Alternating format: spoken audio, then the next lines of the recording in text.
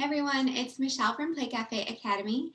And in today's video, I wanted to actually get a little real with you. And I wanted to share some things that I've been hearing lately from prospective indoor playground owners. And I also finally wanted to give you 3 actionable things that you could be working on right now in order to move your business plans forward, even if it feels like the most ridiculous time to be moving forward with your business plans. There are a lot of misconceptions when it comes to planning and things like that. So I wanted to get those out of the way. And again, I wanted to give you 3 specific things that you could be working on to set your business up for success if you do ever decide to move forward with your business plans. But before we get into all the tips and details, I wanted to quickly remind you that if you like this content, subscribe to my channel.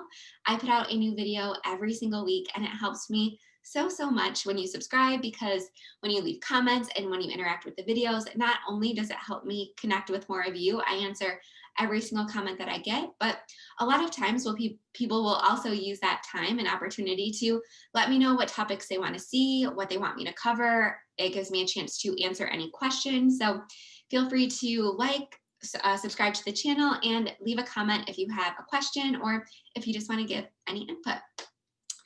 All right, so something that I've been hearing from so many people who really have it in their heart to open an indoor playground is that, they kind of state the obvious, and they say there's a pandemic going on, there's so much uncertainty in the world. This is no time to start planning a business. And a lot of times I really just kind of want to shake them and say, did you know that from idea to opening day, it can often take a year, 2 years, 3 years to get a business like this off the ground? A lot of people don't realize that. And there are a lot of shortcuts that you can take. There are a lot of corners that you can cut that can help you get from idea to opening day in just a few months. However, I typically never recommend taking the shortcut route. Those are the businesses that generally end up failing or not getting to celebrate their first or second birthday. So I am a huge fan of starting the planning process very early, because there are a couple phases of the process, specifically funding, that I really believe that to secure your family's financial stability and to make sure that you aren't biting off more than you can chew, you really have to do it right. And that takes time. So I have been coaching indoor playground owners for almost 4 years now. I've owned my indoor playground that I recently sold for. We opened in early 2015. Oh my gosh, everything's kind of blending together now. This year kind of feels like it didn't even happen, but it's been a long time. And I've worked with hundreds and hundreds of indoor playground owners. I think by now over 600 people have taken my Play Cafe Academy course. A lot of them have opened. Some of them are still in the planning process. But I have never once, in the hundreds of conversations I've had with my students, I have never once heard somebody say that they wish they would have started the planning process later. Nobody ever says, oh gosh, I wish I would have held out to write my business plan. I wish I would have waited a couple months or a couple years to start the funding process. I wish I would have, started doing research into open spaces a lot later. No, I have never heard that in the hundreds and hundreds of hours I've spent speaking with prospective owners and current owners. It's always, oh my gosh, I can't believe how much further along I could have been if I would have just started a lot earlier. I always hear something along the lines of, like, it pains me to think of where I could be today had I just started when I had the idea or when I first came across your program. A lot of people watch my free YouTube videos or consume my free blog content for years before they ever end up enrolling in my program or before they ever decide to make any concrete progress in their planning. And, that's absolutely fine. But again, I have really never had someone say that they wish they would have joined it later. It's always sooner. So I wanted to give you 3 things to do in your planning process, even if you feel like you are years away from opening, or if you feel like it's not the right time. These are things that require very little investment. And even if you never decide to move forward with your business plans, this will help you immensely if you decide to open another business or go a different direction. So, and just one more quick thing before I get into this, because again, this is something that I've been hearing so often lately in this industry, is again, a lot of people are waiting for the perfect time. And then unfortunately, like let's say it's 6 months from now or a year from now, and the pandemic is over and everything is pretty much back to normal. I do truly believe that the industry will change permanently for the better as a result of the COVID pandemic, which I created another video about. I can link to that in the description. But let's say it's a year from now, everything's over, and then and only then you start your planning process. But by then, everyone that's been planning for the last year and making little tiny baby steps, they're already ready to go. They have an email list, they have a website, they know exactly what their expenses are going to be, they have their funding, they have all their plans in place. And then by the time you just get started planning because you felt like it was the right time, they're already going to start opening, and they are going to be not only so much further ahead in the process than you, but because they took the slow and steady route, they are probably going to be set up for more success. Now, it took me about 8 months from idea till opening day, and that is pretty typical. Again, with my Play Cafe Academy program and finding the perfect space, and if everything falls into place, you could get it done a lot faster. However, some critical components, again, like the funding phase, I really do not recommend ever rushing.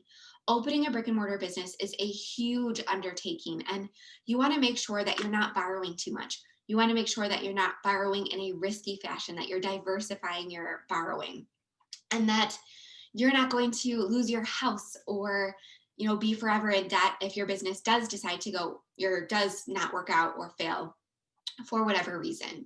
Even with the best laid plans, there are some things that we can't control, right? We've learned that in the year 2020 now more than ever. So I really don't recommend rushing through the process because it can be absolutely devastating for you, not just business wise, but personal wise, your family, your relationships, your future financial stability wise. It could all be in jeopardy if you speed through this process.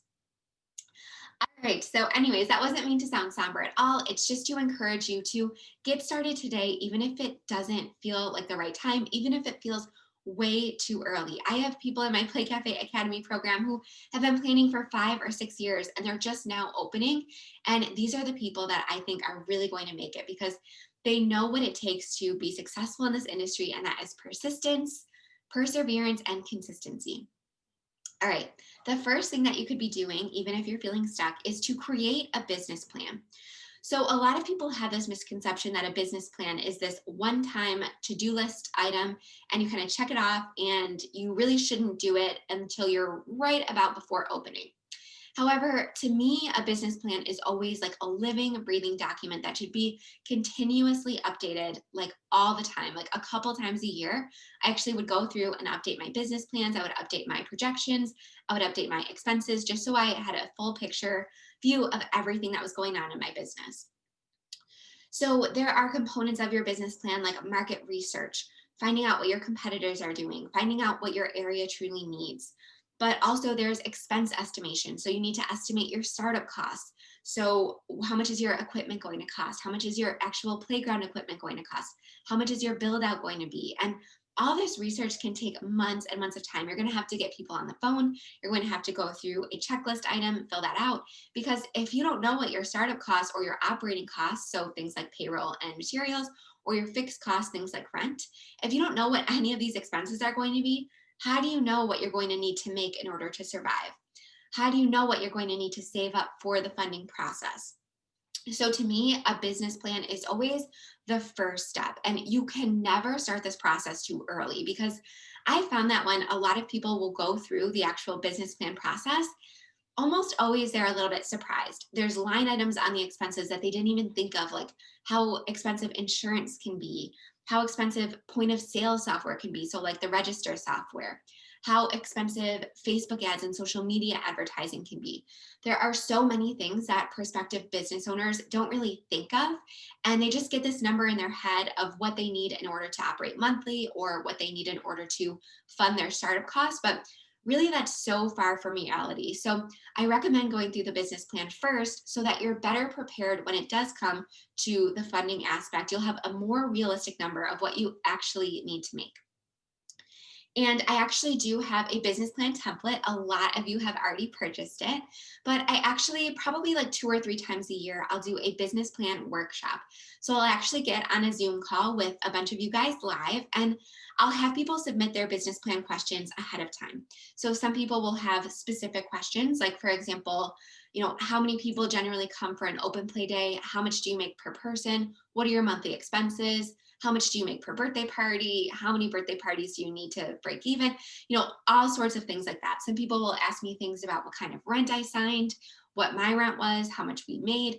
There are all sorts of specific questions that I really don't like to answer in super public forums like this, but I love answering and really talking through in small groups like that. So a couple times a year, I will host a live business plan workshop. Again, it's done virtually on Zoom, but I am there live answering questions. And I actually have one coming up on November 19th at 7 p.m. So I'm going to put the link to sign up for that in the description of this video. So feel free to sign up.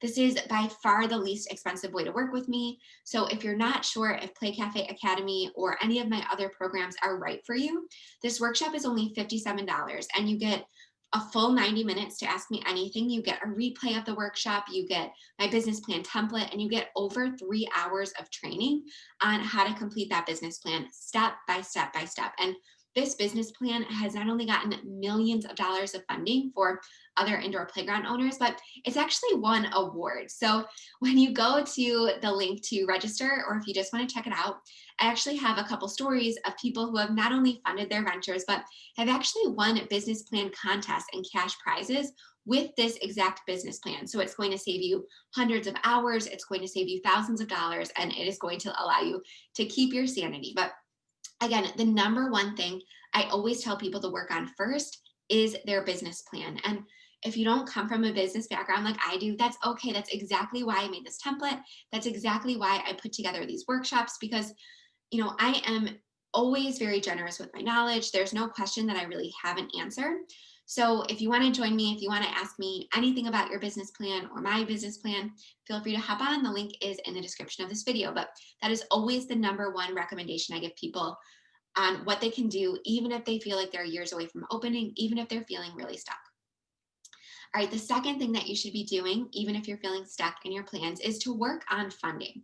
So you'll see if you join my business plan workshop that I typically recommend funding your indoor playground, or really any brick and mortar business, at least with 30% of your own funds, so out of pocket. A lot of people will seek to get 100% of their funding from banks, from crowdfunding campaigns, from friends and family. And not only is that not realistic, but it's putting yourself in an extremely risky situation. Now, I am a very risk averse person. So I funded just about this from my own pocket. I funded just about 30% of my indoor playground from our savings, from things that I was doing to prepare. I had been saving for a very long time before we ever opened, but I look back and I appreciate that so much, because it really took so much pressure off me every single month. I did not have a huge loan payment. I did have a loan payment, but because I saved up and I took very careful steps ahead of time to make sure we saved as much money as possible so that we would need to borrow as little as possible. And it just helped me sleep a lot better at night. So if you complete your business plan and let's say you need $150,000 to open, if you can't come up with at least 30% of that dollar amount on your own with your personal savings, then I would highly recommend taking some time, becoming a virtual assistant, doing mobile soft play rentals, doing balloon deliveries, finding some way that is eventually going to supplement your indoor playground business and save money. I did social media services. I did Facebook ad management. I did so many things leading up to my indoor playground ownership that, again, we were able to save that 30%. But it is not realistic whatsoever to expect to get 100% of your business venture funded. It's just not going to happen, and it's really going to put you in a bad position. So again, I teach this in Play Cafe Academy. There are so many things that you can do to earn money. Go on Fiverr if you're a graphic designer. If you work in marketing, take on one-on-one marketing clients. Sign up for Instacart. There are so many different things that you can do, But this is exactly why I say to start your business plan early, because a lot of people, once they get to the funding part and they realize that banks aren't going to give them as much money, nearly as much money as they think they're going to, it's not just my rule of thumb. Banks need to see that you have skin in the game. Investors need to see that you have skin in the game. They're not going to want to see that you're coming to the table with not any of your startup costs. So again, this is not just my rule of thumb. This is something that has been proven and tested again and again and again. So a lot of people will get to that funding phase and be like, oh my gosh, I don't have $150. I don't even have $10,000. And then they need to completely go back. And if you, again, wait to do your business plan or to start your funding process until you're ready to go, until it feels like the perfect time, not only is that perfect time probably never going to come, but you're probably going to feel really discouraged and you're going to feel really set back once you realize how much more progress you could have made if you just started sooner, if you just started doing a couple things a week to earn money, to save for your business. Because even if you decide not to open an indoor playground business, wouldn't it be nice to just have 30 or 40,000 extra dollars lying around that you worked so hard to save for years? You could do so much with that money. You could invest, you could start a different business. So again, a lot of people are unsure about this industry and they're not sure if it's right for them. Just operate as if you're going to do it, because it can't hurt you. It can only help you. All right, the last thing I tell people to work on, even if they're feeling stuck in their business plans or really uncertain, is to build an email list and a social media following. So even if you're not sure if you're going to open, start a social media account. Start your own personal account. Like, let's say you want to open a Montessori inspired play space, but you don't have a business name yet, or you don't have a space yet. Start a Montessori play blog or start selling Montessori items. It is very easy to start just a very simple drop shipping business. So you can set up a simple website, find some suppliers on either Alibaba or, there are tons of drop shipping sites right now. Just find a couple really curated toy items that you're passionate about and start selling them. Start generating some revenue. Start posting on Instagram. Start engaging with your local community. It doesn't have to be your business name. You could always transition it later. You could always announce your business plan on that social media account later. You could start doing YouTube videos. You could start, again, blogging about what it's like to have a child in your local area. You could blog about other things to do in your area. You could just do like a mom life blog. But just starting to get your face out there, starting to get people passionate about what you're passionate about, and just connecting with people and building an email list through either selling items or giving away free resources. So if you go to my website, michellecaruana.com, I have so many different ways to collect people's email addresses. I have Facebook ads resources. I have indoor playground resources. And it's just a free PDF I created in a free tool called Canva. And people give me their contact information in exchange for my free knowledge, my free PDF download. And this is something that I hear people wish they would have started earlier all the time. Even current indoor playground business owners, a lot of them, either they're not actively building an email list or they're not really utilizing their email list to their full potential. And one of the biggest difference makers I see when I look at different indoor playground businesses, especially the successful ones versus the struggling ones, the successful ones have much more sophisticated marketing strategies. And this is not saying that they spend more time or more money, but they know what they're doing. They're building an email list. They're not sending out a monthly newsletter. They're being really strategic with how they collect contact information from customers, how they nurture those customers, and how they eventually convert them into paying clients. And a lot of people do this years before they even open.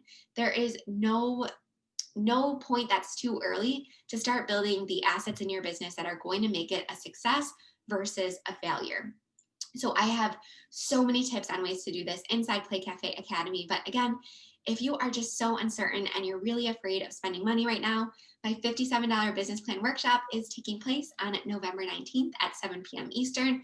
It's going to be all virtual on Zoom, and you get such a valuable toolkit bundle of information with this price. So feel free to check it out. I will be there live answering any and all questions. So I hope you guys join me. And if anything, I hope this video just motivated you to at least start on one of these three things. So either creating a business plan, hopefully with me and my business plan workshop. Number two, starting to save money find some skill that you own that you can monetize, or buy a really cheap course on Udemy. There are search engine optimization courses, there are web design courses, there are social media management courses that you can take for like $5 or $10 and learn how to make money using these tactics. So do something to save money. So number one, create a business plan. Number two, start saving money. And then number three, start an Instagram account, start a blog, start an email list, start building the assets in your business that are going to be the big difference makers for you. All right, I hope you guys have an amazing week. Don't forget to subscribe to my channel if you don't want to miss a video. I will see you guys next week with another video. All right, have a great day.